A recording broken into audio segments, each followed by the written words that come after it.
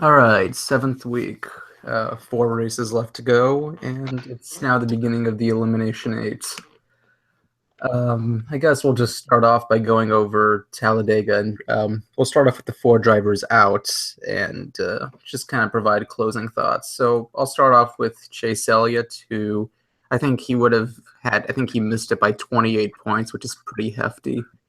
Got 12th at Talladega. He ran up front for the most part of the day, but I mean, I would have at least been content with at least a top five. It would have been close, but kind of a sad way to finish off the chase for him. Yeah, yeah, he did. I mean, he deserved better than that. Just because he had a good car at both Charlotte and Kansas. Just to mechanical failures. Yeah, he's. I don't know. I mean, granted, he's a rookie, so it can't be that disappointing because he did make it pretty far. Highest finishing rookie. He did well. Yeah. He's going to be the rookie of the year, it looks like. I can't really. I mean, unless if they're stupid, maybe they think just because Buescher has a win, maybe that gets value, but I can't imagine seeing that happen. Yeah, who knows? Maybe Danica Patrick will get it in her fourth season. Oh yeah, that'd be great, wouldn't it? Yeah. So I guess next I'll talk about. I'll talk about Austin Dillon because he missed it on the tiebreaker. We'll talk about this later, but if Hamlin didn't just edge Kurt Busch out, for that third place spot, story would be a little different. Yeah, I agree. I mean, Hamlin's a much bigger contender than Austin Dillon is. But just the fact that Dillon, he actually had a shot. Yeah. Make it into. I didn't even expect him to make it through the first round, but the fact that it's a tiebreaker just to make it into the third, to miss the third round, I think is he definitely exceeded my expectations. Yeah, he's improved quite a bit this season, but that's also because he was complete garbage the past two seasons. So, as he finished ninth at Talladega, again, that's actually a pretty respectable finish, especially for Dega. Yeah. I think he'll have a much better year in 2017 and 2018, but I just can't really expect this. I mean, maybe he'll get a win over the next couple of years. I just don't see this guy ever winning a championship. I don't think he has a champ. RCR is not a championship caliber team. Under the old formats, I would agree with you, but you never know at this point. Nah, even under the old formats, I just don't see him performing that well at Homestead. Yeah. I'll be another big surprise here because I couldn't stop praising him for being the only good Talladega driver last week, but Brad Keselowski. Yeah, we screwed him over. I think I picked him to win, and you put him as a favorite, and then engine failure. And that was just because he did a poor job of managing his grill. Couldn't get the trash off the grill. Yeah. Yeah, I don't know. I mean, it doesn't really bother me that he got eliminated. No. Yeah, screw this guy. Yeah, I hate Keselowski. But I do think, I don't know. I think, I don't know. It sucks to see somebody go out on a mechanical failure. It's one thing to get wrecked because that's I don't know, that's an inevitable part of Talladega. But like an engine failure where you don't even really have a chance is kind of sucks. Yeah, agreed. And the biggest surprise, Truex, who, I thought that he was up by 13 points before Talladega. Started on the pole and finishes 40th, dead last. It doesn't get more embarrassing than this. Yeah. Well, the thing that surprised me is that there weren't any huge wrecks. Those guys both got eliminated on engine failures. They weren't caught up in a wreck. So, if some of the other guys would have wrecked, I think Truex would have made it through. Pretty sure he would have. But really, there weren't that many incidents, from what I I remember. don't. So, Yeah, I don't know if he would have gotten in through a wreck. well, I mean, I'm still trying to calculate how many points he finished behind the cutoff. Hold on. I Okay, think, he finished 24 points behind the cutoff. yeah, maybe not. I thought he was within 10, but He would have needed both Hamlin and Dillon to wreck. I mean, it's one thing to need one driver to wreck at Talladega to get in, but when you need two or three, then it becomes yeah, you need a little more luck. I'll just put it that way. right. You need because odds become a lot harder. And again, I mean, there's no doubt that Truex had a better year in 2016, overall. But the fact that he doesn't, even make it, he's not going to make it to the championship four. I mean, almost makes it look like 2015 was a better year. But Yeah, I mean, this was his best season of his career yeah, that's by the thing. Like every stat, really. this is why I say like standings really don't tell you the full story. Yeah, yeah. I mean, I'm not upset to see him go either, but it is kind of screwed up that he was like one of the fastest guys all year, like top 3 at every track. And, somebody like, I don't know, Denny Hamlin or Carl Edwards, more importantly, is going to make it through, even though they were relatively mediocre for a lot of the season. Yep. All right, now technically all these drivers are tied right now. Like they all have 4,000 points each. That's like all the points that are allotted before the championship 8 starts. So it's all on an even playing field, which is kind of cool, I guess. That's always that's just how it works. And I'm pretty sure you know this, but it's when it starts at a clean slate again, level playing field for the championship 4. Number of laps led don't matter. Yeah. Like it's just finish. So it's just where you finish. I didn't even realize that until that was actually mentioned at the race last year, the Homestead race. Yeah. Yeah, I think it's to avoid somebody, finishing second or something, and somebody else finishing first and then like being tied. I will say, okay, so the Martinsville stats, at least from the remaining 8, are very interesting because I'll put it this way, they're not normal. Like it's kind of like Talladega, like the stats just are like, like you normally just kind of expect like all the drivers to have kind of like a similar record. But like there's some weird discrepancies and there are a lot of anomalies like each of these drivers has. And I'll start off with Kurt Busch, who I think has the most abnormal stats for one track. Like if you know anything about Kurt Busch, he hates Martinsville. Like you know that, right? Yeah. He's always complaining about Martinsville on the radio. Yet he has 2 wins at Martinsville. I mean, that's in terms of wins. He's third for most wins at Martinsville out of the remaining 8, but he has the worst average finish at Martinsville. In fact, he also has I think with the exception of Carl Edwards and Joey Logano, he has the least amount of he has the least amount of top 5s at Martinsville with the exception of Carl Edwards and Kevin Harvick. And with the exception of Logano and Edwards, he has the least amount of top 10s, and that's just because Logano hasn't been in the sport as long as Kurt Busch. His overall stats are 32 starts, 2 wins, but 3 top 5s. So 2 of his 3 top 5s are wins. And his wins were in the fall race of 2002 and the spring race of 2014. That's a really wide gap between wins, and he's only got 5 top 10s. 5 top 10s and 32 starts, but 2 wins. So I mean, like he's again, like his results are very polarizing. Like he's either finishing like very high, or he's finishing in not even inside the top 30. His average finish is 20.9. It's the worst out of the remaining 8. Yeah, that is a pretty bad average finish. Yeah, but like I said, but at the same time, he probably has a better shot of winning than most of these other drivers. Maybe. Yeah. just because of like how abnormal the stats are, Maybe. or I guess how abnormal his trend is. That's a better way to phrase it. Yeah. Do you have anything to say on? Well, I'm trying to think where he finished last year. In the fall race. Not very good. Yeah, I have it up.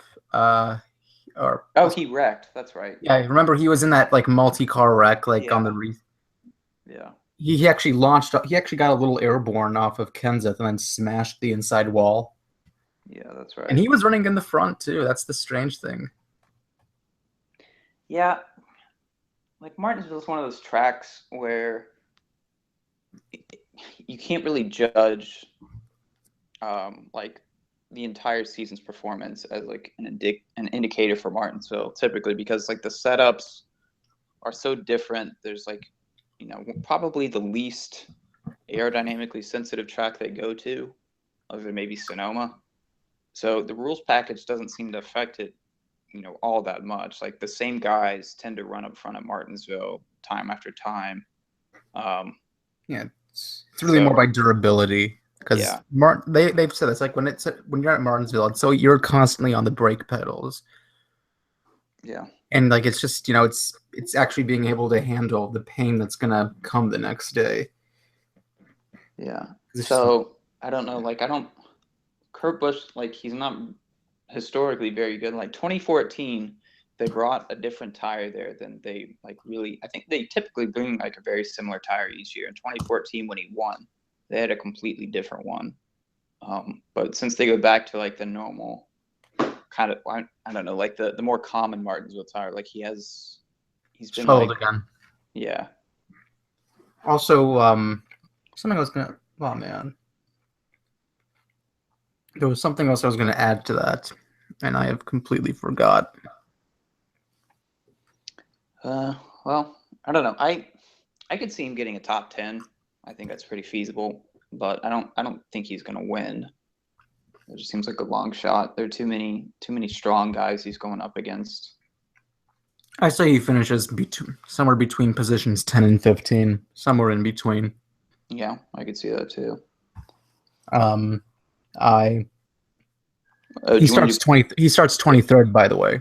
Yeah, yeah. That's well, I don't know. Qualifying at Martinsville is kind of just it's it's almost irrelevant. It seems like I mean, people like that's one track where people like very commonly work their way up through the entire field. And I was going to mention one more thing. Sorry, I was going to mention I just remembered what I was going to say about Martinsville.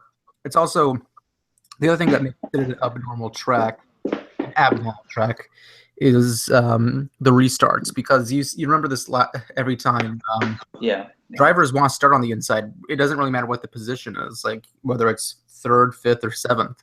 And you see drivers when they get off pit road, they'll slow down because they're trying to make sure that they get an odd spot. They yep. don't want to get an even spot coming off of pit road. Yeah, yeah, that's actually going to be pretty important. I mean, that could very likely decide the race. It often does. So, yep.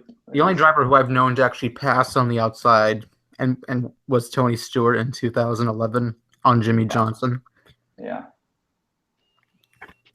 That was just one miracle at Martinsville. I think that's like the only one.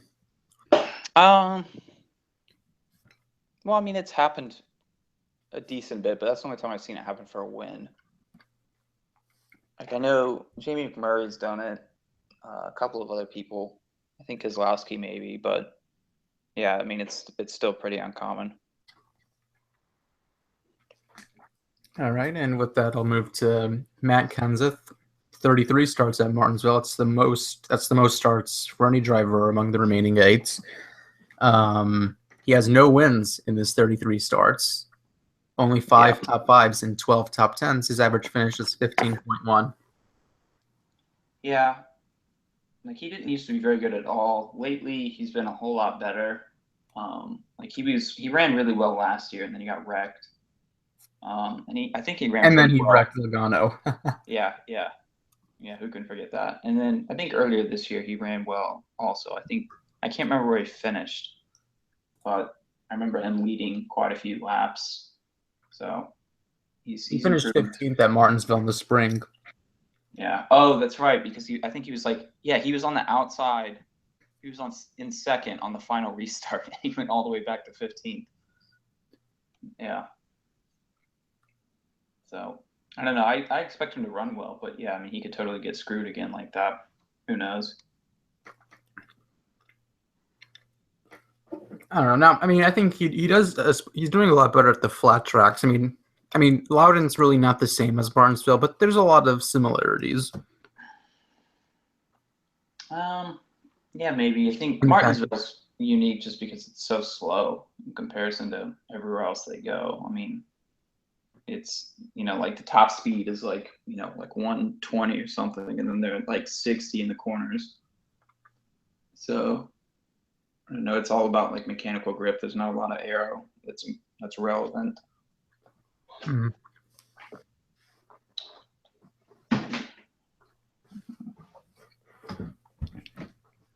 I think that's probably about as good as you can summarize it. As far as prediction goes, I expect a top. I think he can get a top 10, top 5. Nah. Yeah, he doesn't seem to finish well. That's the No, problem. he He can run runs well. well. Yeah. So I would agree. I mean, that's the thing. Martinsville, the past 2 years, has had like really big problems. Presented really big problems for several of the guys. So I wouldn't mind seeing that happen again this year. Because there's always somebody who has like a mechanical failure. There's usually a fairly sizable wreck, and then you also have like the kamikaze dive bomb of the century from Kenseth taking out Logano. So I'm hoping to see something.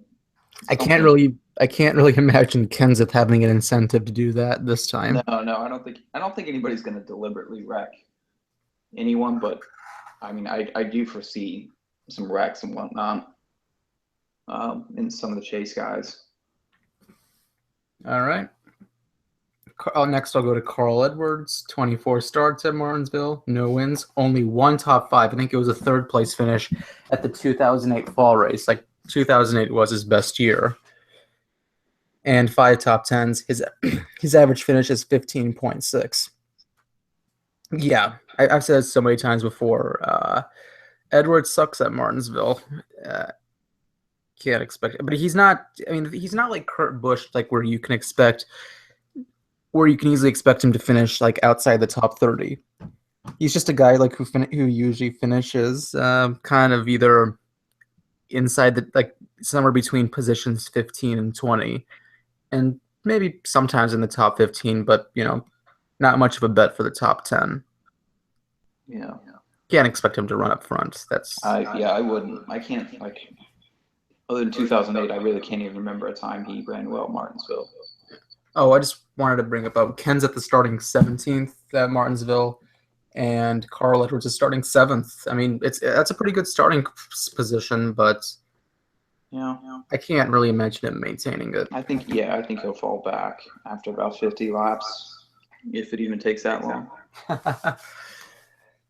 All right, next is Joey Logano. Oh man, and we're not even talking about like where they did at. Hold on, the last 2 drivers we kind of just glossed over, like Talladega. I'm still trying to look up. Oh, yeah, well, they were like what, like 30th?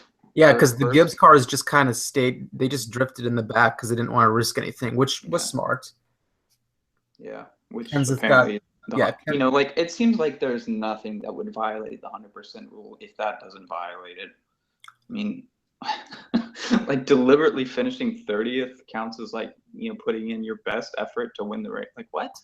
Well, it's smart just because you're risking. No, I agree. I get it, but it's like Steve O'Donnell was like trying to say that it was completely consistent with the 100% rule, and was like, no, it's not. Yeah, come on. So okay, so are they? So I was gonna say, like, Kurt Busch actually did a lot better at Talladega than I expected. He got a 4th because I'm just gonna go to the first 3 guys. I'm just going back to them again. Okay. Kurt Busch, I mean, that was a good run for him. That was definitely exceeded my expectations, just because I know how weak he is at restrictor plate tracks. Yeah. Kenseth was 28th, which is just laughable. but it's the Yeah. same. And Edwards was 29th. It's just yeah. I can't even really comment. It's just so ridiculous. Yeah. I agree. Ugh. Next one is the guy who won it, Logano. I think we said this before he went off air. At least he can take pride in this one at Talladega because he actually worked for it. Yeah, well, I mean, he worked for the last one, but he still like I mean, Junior really earned it, I think, and he just got robbed. But this year, yeah, like Logano did it all himself. He didn't have any poorly timed cautions or anything. Yeah, well, it's always a good day when you can hold off Brian Scott. That's the irony of it all. Like, wow, like one good race for Brian Scott. I know that's like the best race of his entire career across any series. Probably be the only good race of his. Yeah, I know. Now he's gonna finish dead last at Martinsville. Oh, I hope so. I really hope so. God, I know. Like, not really much pride when you're holding off Brian Scott. But it would have been the biggest embarrassment if you lost. Yeah, it. If Brian Scott beat Logano, that would have been like and eliminated him. That would have been hilarious. I don't think it would happen even if he finished second, but still. Oh, good. Well, I think that would have been it for Hamlin. I think Hamlin, yeah. Because they were tied. Both Hamlin and Logano were tied going into Talladega on points. So because Logano gets in by way of actually no. I think Logano got in by way of points anyway. So I think close. Yeah, I think Hamlin would have been safe even if even if Logano finished second to Scott. Yeah. But again, like I said, good job holding off Scott because that would have been something he would never have been able to let go, losing to Brian Scott. Yep. I mean, even if it is Talladega, like, come on. Yeah, Brian Scott is probably the worst driver in the garage. He's worse than Danica at this point. Yeah. Yep. He proved it to me at Bristol, the one where he tried to do the whole Days of Thunder thing at Bristol. He tried to plow right through a wreck on the apron. Yeah, and then like plowed into like 5 different cars. Just going 50 miles an hour faster than all of them. Yeah, like there's some tracks you don't try to Days of Thunder it. Bristol is one of those tracks. Yeah. And I would have thought even the dumbest driver would know that. Nope. Anyway, so Logano's Martinsville stats are 15 starts, no wins, 4 top 5s and 4 top 10s. Yeah. All his top 10s are top 5s, and his average range is 14.6. And potentially robbed of a win last year. I mean, I can't. I mean, I'm not going to pretend to know like what would have happened if Kenseth didn't take him out, but I don't know. He was the dominant car all. Yeah, I think he would have won. He probably would have won. We wouldn't have had that nice, final win for Jeff Gordon to celebrate and fawn over. Yeah. Unless if Gordon wins. Yeah. I think he can. I'll tell you what I'm predicting later, but I'm expecting a good run for Gordon. I do not believe he'll win, but who knows? And this could be the final run for Gordon. We don't know what he's going to do after. We know this will be the final race for 2016, but we everyone got upset. We all thought it was the end after 2015, and then somebody tells us, "Oh, he's actually racing a few more." Yeah. So I don't want to be like, "Oh, it's the final goodbye." I kind of leaves us all in the dark, but whatever happens, happens. If this is the final one for him, then I don't think there's much of a better place to do it. I think if he wins, it'll be his final race. Oh yeah, that's the best way to do it too. Like go out, with the W. Yeah. Go out with a bang, yeah. Anyway, if I want to say something about Logano, I can expect a top 5. I think it's unlikely, but I see it as far more likely than the other 3 guys we mentioned before Logano. Yeah, well, he's been a lot faster at Martinsville recently. Yeah. Than his stats indicate. And he starts second. Yeah. And by the way, on the pole is Martin Truex Jr., so that's his second race in a row where he's on the pole. Yep.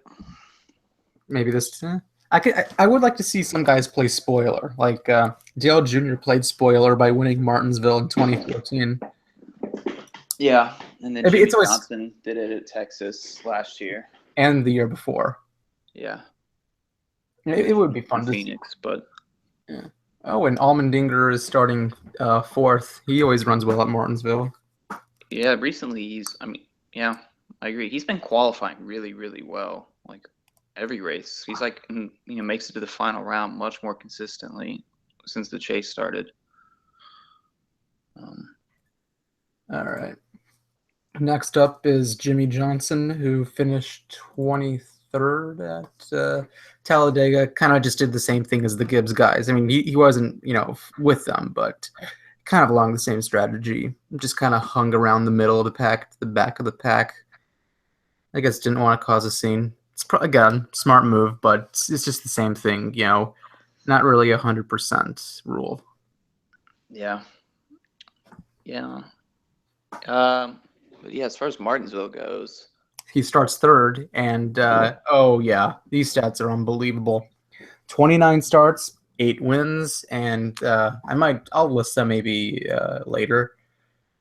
18 top fives and 23 top tens. That means there's only 6 races at Martinsville where he didn't finish in the top 10. yeah, but they've all, well, not all of them, but a lot of them have been recent. So I know, and that's the thing I was going to go into. Yeah, like his last 5 races at Martinsville, he's been struggling, which it's pretty mind blowing when you think about it. Yeah. His fall race of 32nd at the fall race of 2014.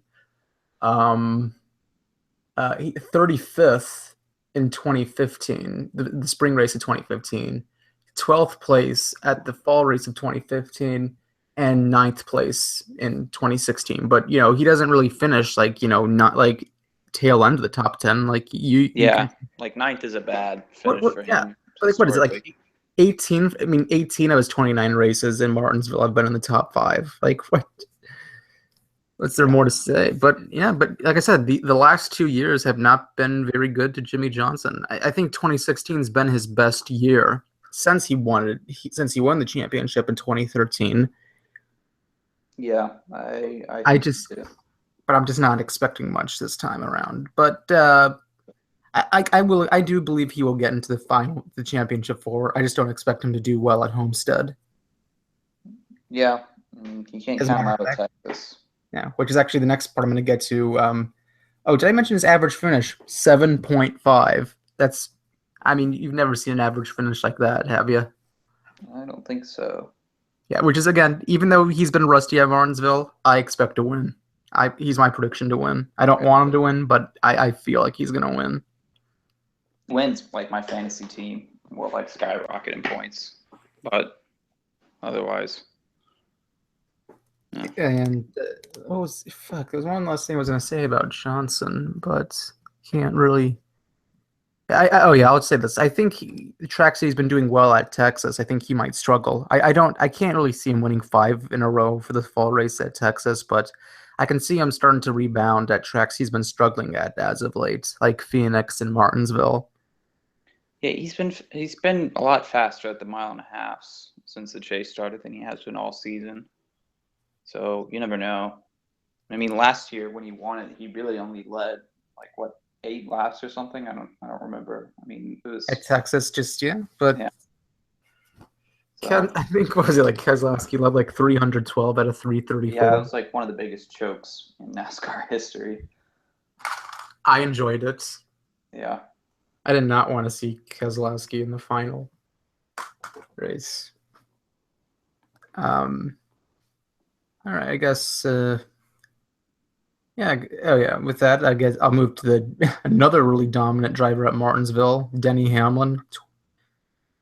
Before that, I guess some commentary on his 3rd place Talladega finish, which broke the tie with Austin Dillon. Did you actually see the highlight of that last lap, the way he moved up and down the track coming through the tri-oval? Yeah. That was pretty impressive. That was a way to hold him off, and then just barely edges out by Kurt Busch by a nose. He's been struggling obviously the first 2 races. He just got lucky that a lot of drivers got screwed over at Charlotte, but um, there's just yeah, I give Hamlin the credit. That was very impressive defensive driving throughout that last lap. And I Yeah. think and I think with that he showed that he actually earned the spot. He's at least convinced me that he belongs in the elimination eight. Yeah. I mean, I think he's run reasonably well. Yeah, and even he was what, in second at Charlotte before his engine blew, so Yeah. he can at least run well at these tracks. And I think that's at least reason enough for me. And I do expect him to also make it to the championship for just because again he runs so well at these three tracks. Probably a threat to win. I think he will probably get maybe second or third, but he'll definitely be a threat to the win unless something goes wrong. Yeah, I definitely agree. Let's see, he starts eighth, which that's so and so. That's something that's manageable. His stats at Martinsville, kind of almost like Johnson's: 21 starts, 5 wins, 11 top 5. So he's got more than a 50% shot of getting a top 5, and 16 top 10s. So only 5 starts at Martinsville have not resulted in a top 10, and they're usually that's usually when he has a mechanical failure. Yeah. His average finish is 9.5. Just again, like if your average finish is under 10, I mean that's something that's very praiseworthy. Yeah, he ran really well last year. He won the spring race, and then I think he was third in the fall race. Yeah. And he was also pretty strong this year, if I remember correctly. Oh, I was gonna say, yeah, I'll list the wins for Hamlin at Martinsville, but I also forgot to do the wins for Johnson because I like to list like when the wins were.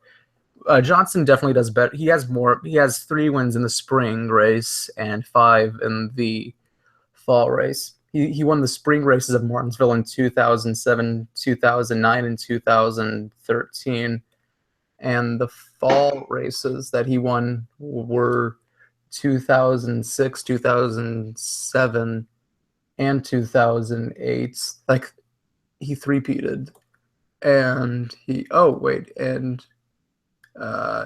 won in 2012, and he also won it in 2004. That was the sad race where Rick Hendrick's family died in that plane crash, where he lost several of his family members. I remember hearing about it on the news, but I wasn't really into NASCAR at that time. Yeah, I barely remember it. It was Still, yeah. So now for Hamlin, his 5 wins at Martinsville in total. I have to go through the Wikipedia thing. I have to scroll down. He's won the spring races of 2008, 2010, and 2015, and the fall races of 2009 and 2010. So it's been a while since he's been actually struggling a little bit at the fall races. He got third at last year's fall race, so maybe there's a sign of improvement. But I mean, most of his top 5s come in the spring race, if that's at least an indicator of anything. Yeah. Yep. I'd expect top 5 out of him unless he has a problem. Really, I don't. He finished 39th. He finished 39th at this year's spring race, though. I don't remember what happened. Actually, I don't know. I think he got like a speeding penalty and then wrecked on one of the restarts, I think. And didn't he have he had another speeding penalty at Talladega this year, didn't he? Yeah, he did. Jesus, like that's the sad thing. We keep saying to ourselves, when is this pit crew? It's not even really the pit crew. I mean, sometimes it is the pit crew. They have a lot of uncontrolled tire issues, but he has a lot of. He always gets a speeding penalty. But they are negligible at Talladega. Like if there's a place where you can at least recover from speeding, it is Talladega. Not really Martinsville though. Oh yeah, if you do that at Martinsville, I mean like green flag. Like then again, there's like never flag that stops at Martinsville. So no, that'd be fun. But I remember Gordon. Like I think it was the 2015 spring race. He was leading. I think coming down pit road. He got like I think he was too fast exiting. He fell back like to 20th on the restart, but was able to rebound to 9th. Yeah, and then 2014 in the fall race, like easily had that one, and then got a speeding penalty with like 100 to go. Oh wow. Oh, that's the thing with Gordon. Like he had 9 wins at Martinsville, but God, like he could have gotten like 12 or 13 if it wasn't for stupid shit.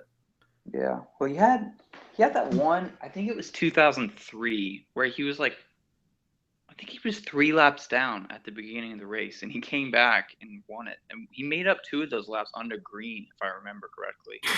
I have to look at that. That's Yeah, that was a ridiculous race. Like he passed like every car in the field like 3 times.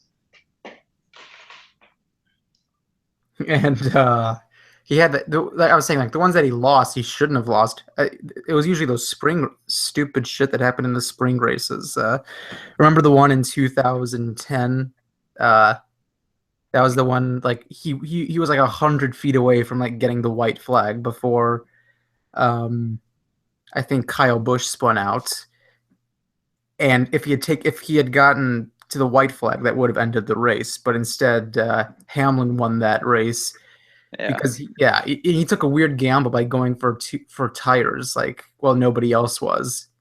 Yeah, well, Hamlin won it because like everyone up front was like trying to wreck each other practically. Yeah, that was quite an amazing win though. Like no one, I mean, Yeah. I remember like even the announcers were like, what the hell is Hamlin doing? This is a stupid move, but they calculated that one right. It was kind of a lucky guess though. Yeah. But that race should have belonged to Gordon just because. Yeah. So should the 2012. fall. Oh, Yeah. fuck Clint Boyer, And man. David Rudiman like going like 10 miles an hour around the track for 5 laps. Yeah, but it was what happened at, like on that restart. Like Yeah, fuck. I know, but that's what brought out the caution. Yeah. David Rudiman deciding to like stay out with a broken car for so long. Yeah, because I know he just passed Johnson right before the Yeah. green flag came out. But if it wasn't for that, Gordon could have just won that under green. But that restart, man, and what really irritated the fuck out of me was Clint Boyer's excuse. He made the excuse that Ryan Newman pushed him. That's why, like, the crash happened. And I'm looking at that replay. It's like, come on, like, yeah, he gave him a push, but like Boyer could have easily backed out. Yeah, it was dumb. Like going 3 wide at Martinsville like that is stupid. Really, regardless. He thought he could again. That was clever. Like he really thought he could cowboy it, but obviously not.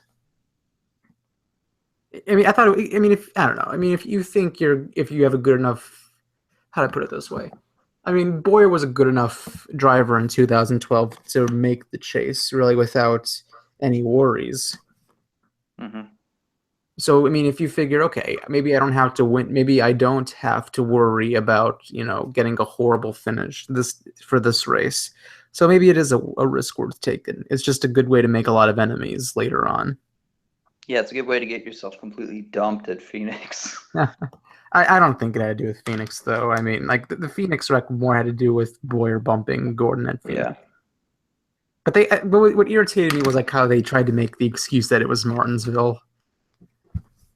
That was the part that like made me lose a lot more respect for Rick Hendrick.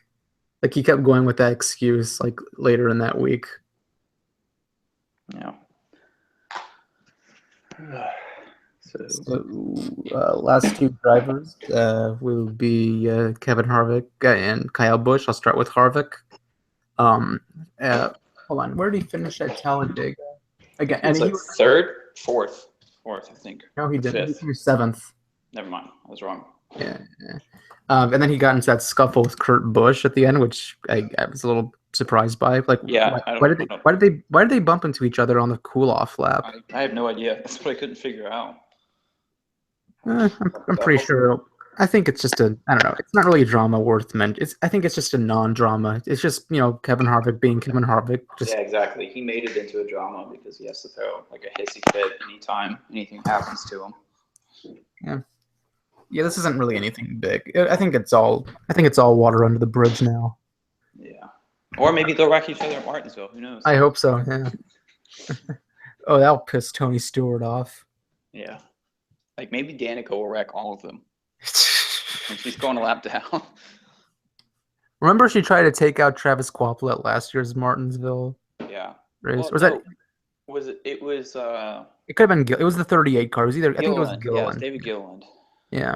Yeah, and she like completely failed, and then he brake checked her, so she trashed her front end, and he kept going.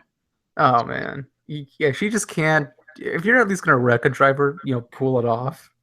Kansas, Landon Pretty Castle. much. Rule number Like, one: stock car racing. I'll never let go of that Kansas. I'll always remember the Kansas wreck. That's Yeah, just it's like the most Landon hilarious. Castle should have gotten like team offers for that quote. I mean, like Oh yeah. Hendrick should have signed him right away or something. I couldn't believe that race or that wreck. Like, just how do you wreck yourself? I mean, if Yeah, you're gonna do that, at least do it off of turn two. Like yeah. don't do it like in There's really no excuse you can make. yeah, maybe not even an excuse, but she could have kept her car stable throughout between the turns, but I don't know. Yeah, There is kind of a she's risk to doing that shit in turn one. yeah. Well, she's also really bad. We're kind of like forgetting that any other driver would have pulled that off, but Danica's terrible. All right, so Harvick, seventh at Talladega. Like I said, just the only thing worth mentioning is his hissy fits. 30 starts at Martinsville, 1 win, the 2011 spring race, 3 top 5s, 14 top 10s, so can't really expect a top 5 from him. And his average finish is 15.9, which is the second worst out of the remaining drivers. That being said, I expect a good finish from Harvick, maybe like 6th or 7th. I do not believe he will make it to the championship 4 this time around. I think it's going to be Hamlin, Johnson, Logano, and Kyle Busch. Huh? Yeah, like Harvick he always has problems at this race. It seems like in 2014 he wrecked. Yeah, like Matt Kenseth wrecked him because he wheel hopped, and then last year I don't remember what happened last year actually. Oh, he did good last year, actually. I think he got like 8th. Okay, no, so maybe he didn't do well, or I mean poorly last year, but I don't know. Like it's not really a good race for him historically. He's not like ever really a contender. And he's starting 20th this time around, so he doesn't seem like he has a strong car.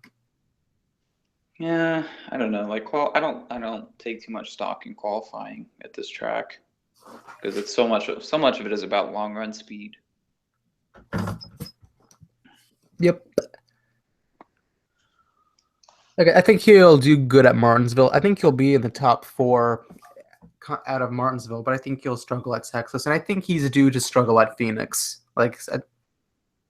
Yeah, he can't. There's no way he keeps that going. Like he barely pulled it off this year. And he got second last year in the fall race. Yeah. No, but that was just due to rain. Yeah, that was like some terrible luck for him, and like the greatest luck of Junior's life. Yeah, he needed that. Yeah. All right, I think we're done with Harvick because there's not much to mention. Kyle Busch finished 30th. I think it was Kenseth 28th, Carl Edwards 29th, Kyle Busch 30th. I am not going to comment on that anymore because it's fucking ridiculous. Yeah, I agree. Martinsville's been pretty good for him. 22 starts, 1 win, the 2016 spring race. Is mind-blowing because that win was way too late as far as I'm concerned. Here's the thing that's mind-blowing. 10 top 5s and 11 top 10s. So only one of his 10 of his 11 top 10s have been top 5s. Yeah. And I guess for whatever reason I don't remember him being that strong here, but I guess he is. I mean, I know he won this year. He rebounded at last year's fall race. He actually he spun and actually damaged the side of his car because he hit the grass. But he rebounded for a 4th place finish at Martinsville. Oh. It's at least something worth note. I think it was 4th. It was either 4th or 5th. I'm gonna have to. Yeah. I thought Junior got 4th, but Kyle Busch got fifth at Martinsville last year. I'm sorry, fifth, but that's pretty Yeah. admirable because I think he damaged like the side panels because he hit the grass, and he even I think I remember the radio chatter for that. He also complained that because they watered that little patch of grass, right on the inner border of the turn. You know what I'm talking about, right? Yeah. Yeah. Well, I know what you're talking about as soon as you The said Kyle inside Busch border. complained because Yeah. he does that like every race. But Yeah, but I mean, the fact that he damaged his side panel because of all that and still yeah, ended up with a top five, and that's the nice thing about Martinsville. Like you can take some damage because it's not about aero, it's about grip. yeah. Like Harry Gant won it with like a wrecked car. Like he was like missing fenders on it. I don't remember. It was like 1992, I think, where he got wrecked, and then like 30 laps later, he was leading and he won the race. But I kind of don't really see that happening again. But it'd be kind of funny if it did.